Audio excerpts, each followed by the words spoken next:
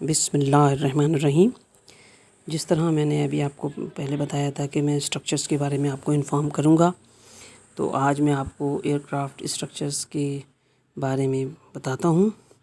बुनियादी तौर पे जो इसके जो 5 प्रिंसिपल्स यूनिट्स हैं, एयरक्राफ्ट स्ट्रक्चर्स के बुनियादी तौर पर 5 प्रिंसिपल यूनिट हैं।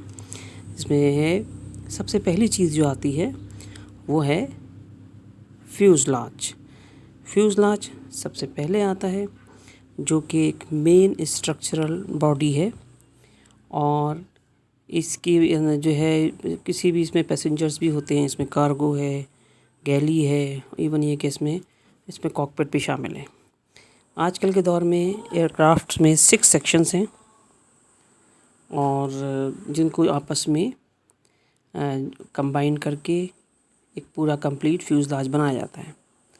लेकिन अगर हम कोई बड़े एयरक्राफ्ट की बात ले रहे हैं, तो जब तक तीनों 6 के 6 सेक्शनों को एक साथ ना जोड़ा जाए, फ्यूज़लाज का कंप्लीट होना नामुमकिन है।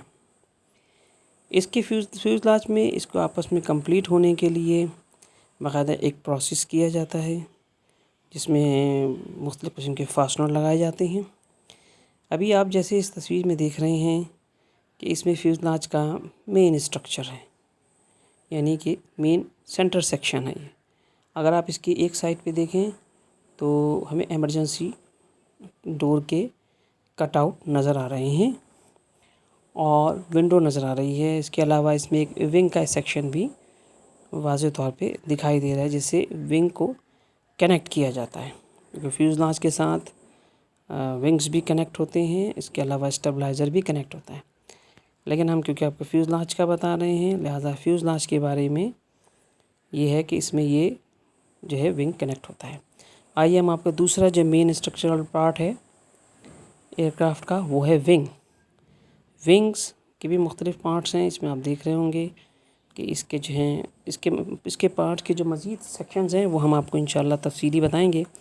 फ़िलहाल मैं आपको सिर्फ विंग्स के जो है बारे में बता दूं कि विंग्स जो है ये भी जो प्रिंसिपल यूनिट हैं, 5 प्रिंसिपल यूनिट, उसमें अहम किरदार अदा करता है। उसके बाद आ जाता है आपका flight control surfaces. Flight control surfaces वो हैं जिसकी वजह से जो पायलट है, जिसकी वजह से वो विंग, स्टेबलाइज़र, ऑलराउंड, इन तमाम पार्ट्स को मूवमेंट करता है, ठीक है। और इसके लिए ये फ़्लाइट कंट्रोल सर्फेसेस के बारे में भी हम इसको प्रिंसिपल यूनिट्स में ही यूज़ करते हैं, यानी कि जो 5 प्रिंसिपल जो यूनिट है जिसमें कंसिस्ट होता है स्ट्रक्चर, उसमें हमारा फ़्लाइट कंट्रोल सर्फेसेस भी आता है। फ़्लाइट कंट्रोल सर्फेसेस के अंदर मुख्तलिफ़ किस्म के दो, जिसमें आप देखते होंगे कि फ़र्स्ट ऑफिसर और सेकंड ऑफिसर बैठे होते हैं और वो चला रहे हैं। और आजकल तो ये जदीद हो गया है कि जो इसमें जो स्टिक्स है वो एक हाथ वाली भी आ गई है। अच्छा, उसके बाद जो है वो आप कहलाते हैं स्टेबलाइज़र। ये भी एक अहम यूनिट है प्रिंसिपल यूनिट के अंदर। तो स्टेबलाइज़र में जैसे आप देख रहे होंगे कि इसमें रडर भी है, एलिवेटर भी है, यानी इसे हम कह सकते हैं कि बुनियादी तौर पर स्टेबलाइज़र जो है वो हॉरिजॉन्टल भी होता है और वर्टिकल भी होता है। जिस पे अक्सर मोनोग्राम लिखा हुआ होता है, नाम लिखा होता है मुख्तलिफ़ एयरलाइंस का, वो वर्टिकल स्टेबलाइज़र पे होता है। आपको हम कंट्रोल सर्फेसेस के बारे में हम पहले बता चुके थे, उसी की एक तस्वीर ये और आई है।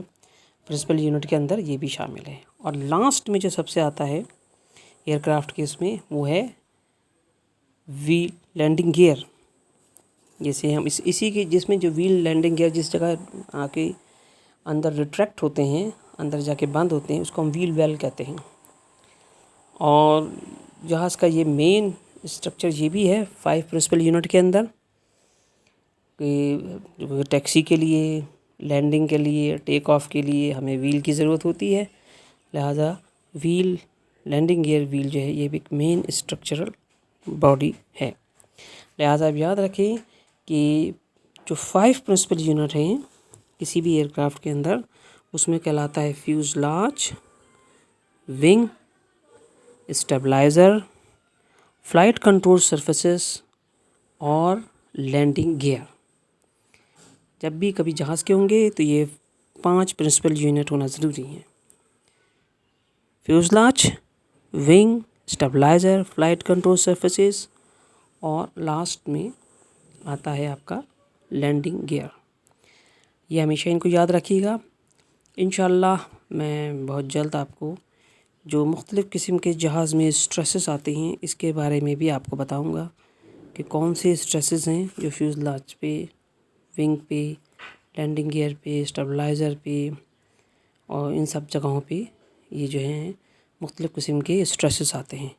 वो इंशाअल्लाह ताला मैं आपको अनकरीब एक दूसरी वीडियो में बताऊंगा। ओके, अल्लाह हाफ़िज़।